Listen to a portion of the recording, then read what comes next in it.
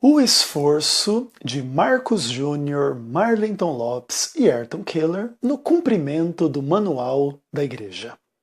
Eu sou Ezequiel Gomes, você está no canal Vem Senhor Jesus e hoje nós vamos continuar o nosso estudo deste livrinho aqui, o Manual da Igreja Adventista do Sétimo Dia, nesse caso a edição de 2015, que agora no finalzinho de 2017 ainda é a edição mais atual que nós temos.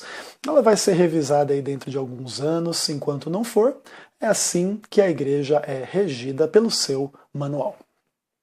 Então o que acontece? Eu gostaria de colocar hoje um vídeo numa perspectiva falando um pouco assim de algumas críticas que eu tenho recebido por criticar a administração da igreja dentro assim de uma esfera bastante pública, especialmente aí na internet, nas redes sociais.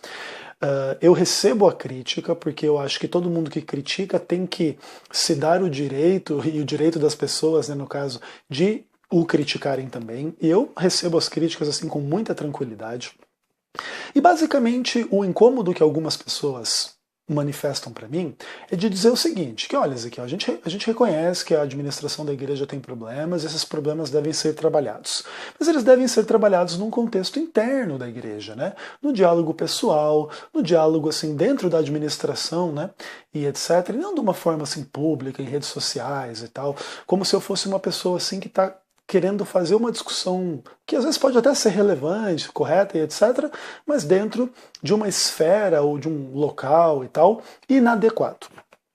Eu quero dizer que eu respeito essa crítica, eu não concordo 100% com ela, uma vez que obviamente vocês percebem que eu uso o espaço público ou o espaço das redes sociais para fazer e travar essa discussão, mas eu entendo as sensibilidades de quem pensa diferente de mim e inclusive peço desculpa a alguém que se sinta incomodado e ofendido em função dessa discussão estar sendo colocada nesses termos e nesses lugares.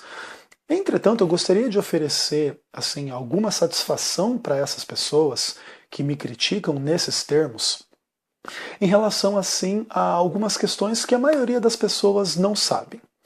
Eu vou começar a partir de agora a tratar de uma forma um pouco mais extensa e de forma assim mais específica os eventos relativos à minha demissão do ministério. Eu já garanto a vocês que isso não será feito simplesmente como um exercício de autopiedade, que vocês tenham pena de mim porque eu fui desligado da obra e do ministério. Essa experiência na minha vida ela foi muito negativa, muito pesada, de implicações até hoje assim bem complicadas, especialmente na minha vida familiar, na minha vida financeira, na minha vida mental, particular, emocional e etc. Mas eu gostaria também de dizer para vocês que Deus tem trabalhado comigo, Deus tem sido muito bom comigo, mesmo dentro desse contexto, e de uma coisa ruim e má e injusta, ele tem tirado coisas boas, lições boas, experiências boas e etc. De maneira que a minha vida está nas mãos de Deus, e eu também assim. Não estou fazendo, vamos pensar tudo isso, ou o que eu vou começar a fazer a partir de agora, em função simplesmente assim de uma necessidade de terapia emocional, psicológica, particular, e vou usar aqui a internet para isso. Não é esse o caso.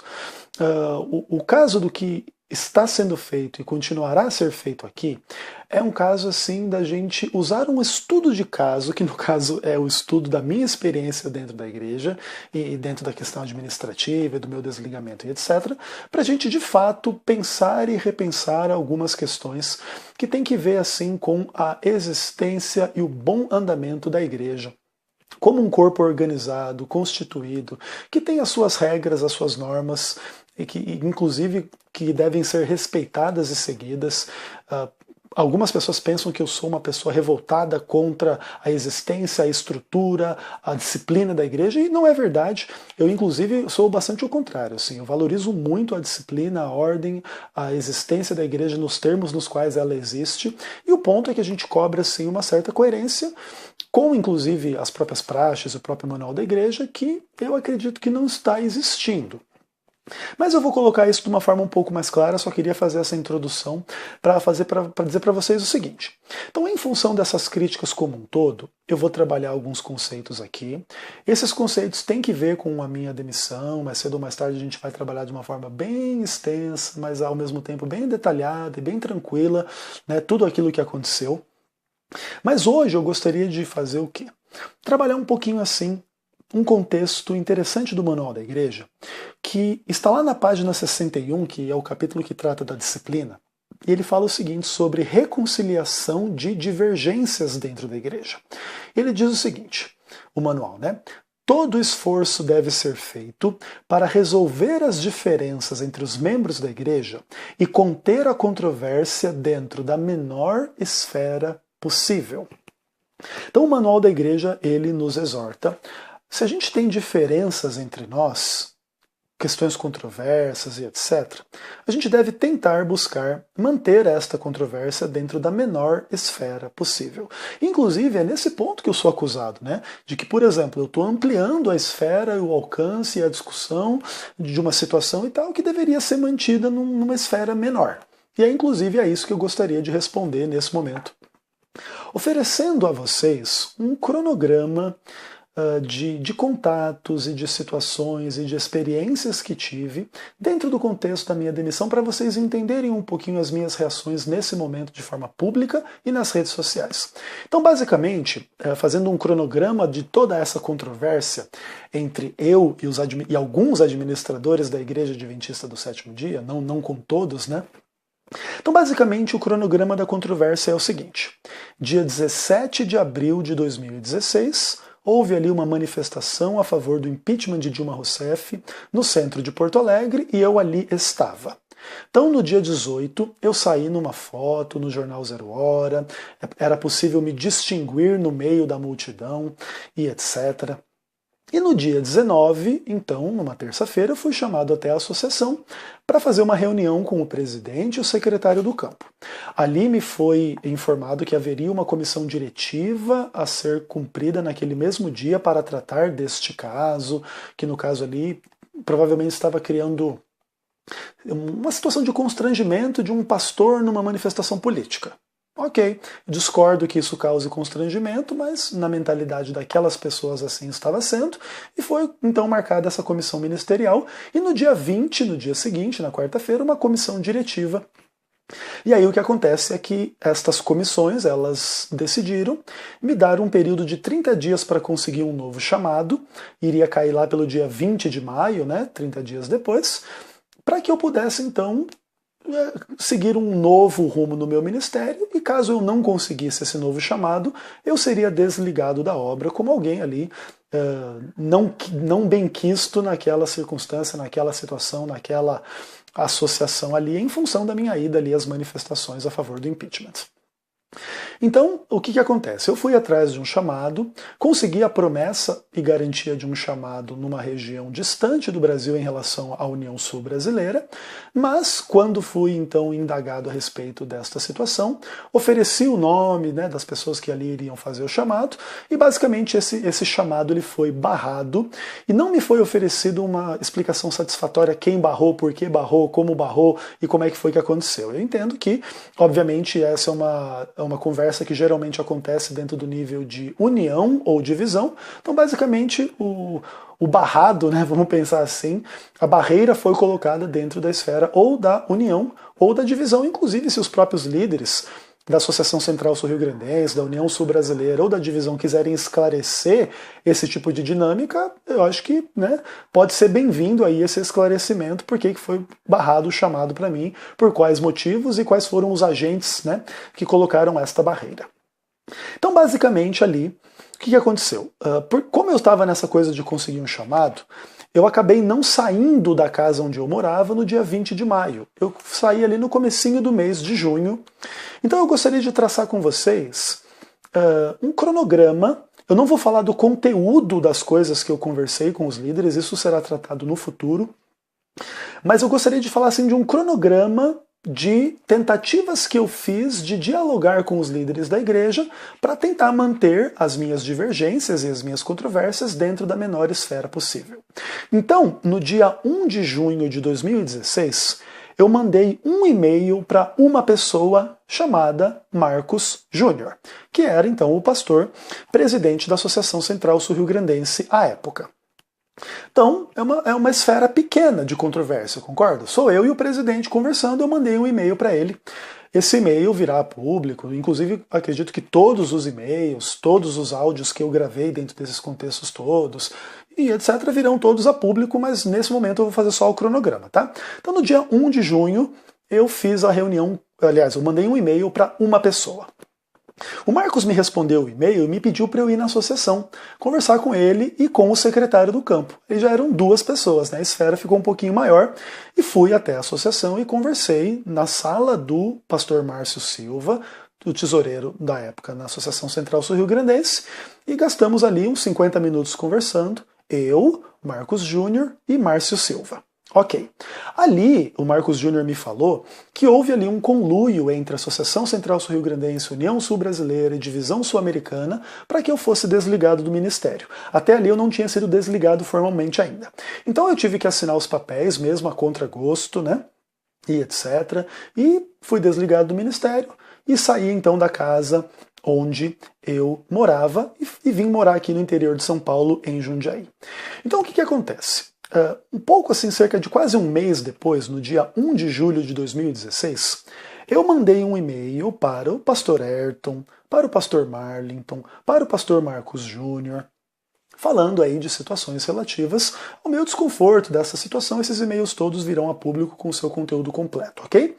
Depois, no dia 4 de julho, eu mandei um outro e-mail, inclusive nesse e-mail do dia 4 aconteceu uma situação bem esdrúxula, bem interessante, que também virá a público, como tudo virá a público e etc. e tal, mas é uma situação interessante que já envolveu outras pessoas também, né? Ali no contexto da divisão sul-americana, no contexto da Associação Central Sul-Rio Grandense. Mas aí o que aconteceu? Então, em 6 de setembro, eu mandei um outro e-mail para o Ayrton, para o Marlington, para o Marcos Júnior. Então, eu mantive, né, a discussão e a controvérsia dentro, né, do presidente da divisão, o presidente da União e o presidente da associação. Como eu não obtive nenhuma resposta, nem positiva, nem negativa, muito pelo contrário, então no dia 19 de setembro eu ampliei um pouquinho a esfera da discussão e eu mandei um e-mail para todos os funcionários da Associação Central Sul Rio Grandense, todos os pastores, os administradores, também a administração e os departamentais da União Sul Brasileira. Então, nesse momento, em 19 de setembro, meses após o meu desligamento, eu ampliei um pouco a esfera da discussão em relação aí ao que aconteceu comigo, né? Ok. Então, dia 26 de setembro, eu mandei um outro e-mail para esse mesmo grupo um pouquinho mais amplo, e no dia 29 de setembro, mandei um outro terceiro e-mail, anexado a esse e-mail um vídeo, que nesse momento está no YouTube, mas está privado, só eu tenho acesso a esse vídeo.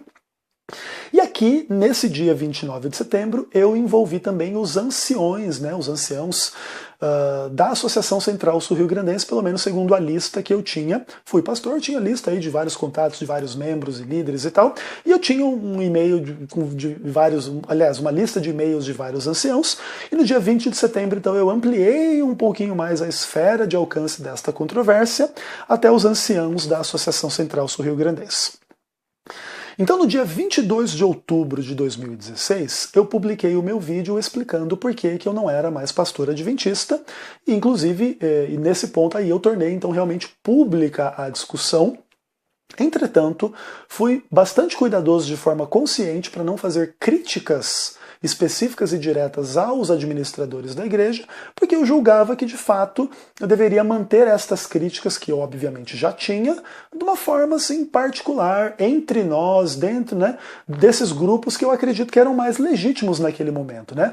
Os pastores, os administradores, os anciãos do campo e tal. Eu não queria expandir as críticas naquele momento, e eu acho que eu fiz muito bem. Hoje aquele vídeo, né, tá mais de 1 milhão de visualizações. Se tivesse feito críticas à administração, essas críticas estariam hoje multiplicadas por 1 milhão. Então eu acho que foi muito sábio e muito prudente. E eu agradeço inclusive os próprios pastores que me orientaram, me aconselharam, né, a manter essas questões aí, pelo menos naquele momento, de forma bem assim, fora do público, e eu simplesmente, né, expliquei a situação e tal, e acho que foi a melhor decisão correta. E depois, no dia 30 de outubro do ano de 2016, eu mandei um e-mail, um vídeo, para todos os líderes da divisão sul-americana, das uniões, os presidentes, secretários, tesoureiros, e, né, de toda a União Sul Brasileira e tal, com um segundo vídeo explicando ali a minha controvérsia e as minhas divergências em relação à atitude que foi feita em relação a mim em função aí do meu desligamento do ministério. Então percebam assim, tudo isso aconteceu no ano de 2016. As minhas críticas em público nas redes sociais aos administradores da igreja têm acontecido, especialmente dentro de um contexto, do segundo semestre de 2017. Então vocês percebam que eu passei um ano e meio quase, tentando trabalhar esse assunto de forma interna. E o conteúdo da forma que eu tentei trabalhar todo virá a público para ser escrutinado por quem quiser escrutinar, ok? Então, o que eu estou querendo dizer com isso? A minha atitude de trazer esse assunto para as redes sociais não é a atitude de alguém que quer trabalhar numa esfera indevida, um assunto que deve ser mantido somente entre nós. Eu tentei resolver o assunto entre nós e eu garanto a vocês que eu não obtive nenhuma resposta, nem positiva, nem negativa, muito pelo contrário. E é por causa dessa insistência no silêncio, e inclusive no silêncio que corrobora a injustiça, que eu estou agora, nesse momento, ampliando mais e mais a esfera de alcance dessa discussão e desta controvérsia. Eu tentei manter essa controvérsia nas menores esferas possíveis, mas os meus líderes não se esforçaram para cumprir o manual da igreja. Não se esforçaram para manter essa controvérsia entre nós. Sequer foram homens de Deus o suficiente para sentar comigo, colocar as suas divergências, colocar as suas razões, colocar os seus motivos, explicar ali por que aquela situação deveria ser mantida, apesar da injustiça, né, e etc, e etc, e etc. E eu encontrei então um e o mesmo padrão da divisão sul-americana, da União Sul-Brasileira, da Associação Central Sul-Rio-Grandense. O padrão é o seguinte, é o silêncio e o descumprimento dos próprios regulamentos da igreja. Veja que, por exemplo, né, vou ampliar um pouquinho a discussão aqui. O Manual da Igreja, neste mesmo capítulo que trata de disciplina, na página 69 e na página 70, dizem o seguinte: conquanto seja direito da igreja administrar a disciplina, isso não anula o direito do membro de buscar um tratamento justo. Se membros julgarem que tenham sido tratados injustamente pela igreja local, ou que não tiveram o direito de ser ouvidos plenamente e que a igreja está indisposta a reconsiderar o caso, ou se os oficiais se recusarem a considerar seu pedido de readmissão, esses ex-membros têm o direito de apelar por escrito à igreja para ter uma audiência. A igreja não deve negligenciar ou recusar a concessão desta audiência. Se isto acontecer, ou se os ex-membros ainda se sentirem tratados injustamente pela igreja, após a apelação, eles têm o direito ao recurso final de apelar para a comissão diretiva da associação por uma audiência. Se após a audiência plena e imparcial, a comissão diretiva estiver convencida de que tenha sido cometida uma injustiça, poderá recomendar a readmissão do membro. Mas se isso ainda lhe for negado, então a comissão diretiva da associação poderá recomendar que seja reintegrado em alguma outra igreja. Por outro lado, se encontrar boas bases para apoiar a igreja em recusar a readmissão do ex-membro, esta decisão será registrada em ata. Veja que aqui, obviamente, está se tratando de um caso de remoção, no caso como membro da igreja. Isso não aconteceu comigo, eu não fui sequer disciplinado, muito menos removido da igreja. Mas eu sofri uma sanção administrativa, uma disciplina administrativa que me retirou, né, do cargo do ministério e tal. E basicamente eu entendo que pelo manual da igreja esta mesma praxe se aplica a este caso. Então, se eu considerei esta disciplina da igreja como injusta, eu tenho o direito de buscar um tratamento justo. E eu fiz vários pedidos por escrito nestes e-mails de que eu queria que a comissão se reunisse novamente, que a comissão me ouvisse naquilo que eu pudesse me defender diante de qualquer acusação que pudesse existir contra mim, tanto em relação à questão da minha manifestação política, mas de qualquer outro assunto que pudesse surgir em relação ao meu perfil pastoral, ao meu ministério, às minhas convicções teológicas e etc. Eu me coloquei à disposição e eu pedi esta reunião dentro aí de qualquer esfera que fosse legítima, eu não encontrei. E o Manual da Igreja aqui diz claramente que esse pedido não deve ser negligenciado, ok? Então, assim, olha, é com base nesse tipo de coisa que eu percebo, assim, que as atitudes dos administradores da igreja em relação a mim foram absolutamente injustas, inclusive também pelo motivo do meu desligamento, de eu ter ido numa manifestação política, porque como eu já falei em outros vídeos e volto a reafirmar aqui, nenhum ministro, congregação ou associação possui autoridade para estabelecer provas de discipulado. Essa autoridade pertence à Assembleia da Associação Geral. Ponto. A Associação Geral nunca definiu que quem vai em manifestações políticas deve ser excluído nem da igreja nem do ministério. Então, nenhum ministro, nenhuma congregação, nenhuma associação possui essa autoridade para criar esta prova de discipulado quando ela não é estabelecida pelo manual da igreja. E eu sempre questionei isso e sempre recebi como resposta o silêncio e o desprezo. E é por causa desse silêncio e desse desprezo que agora esta questão está se tornando cada vez mais pública, cada vez mais explícita, cada vez mais envolvendo mais pessoas. Não é porque eu quero ampliar essa discussão.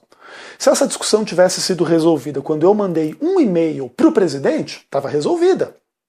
Quando eu conversei com o presidente, com o secretário, com o tesoureiro, estava resolvido. Quando eu conversei com o presidente da divisão da União Sul-Brasileira e da Associação Central Sul-Rio-Grandense, estava resolvido. Mas o que acontece? Marcos Júnior, presidente da associação, Marlington Lopes, presidente da União, e Ayrton Killer, presidente da divisão, não se esforçaram para cumprir o manual da igreja. E é por isso que agora este confronto e esta controvérsia saiu das menores esferas possíveis, saiu das esferas mais internas possíveis. E agora ela vai encontrar maiores esferas. Mas isso não é porque o Ezequiel escolheu. Isso é porque Marcos Júnior, Marlington Lopes e Ayrton Killer simplesmente não estão nem aí para cumprir o manual da igreja.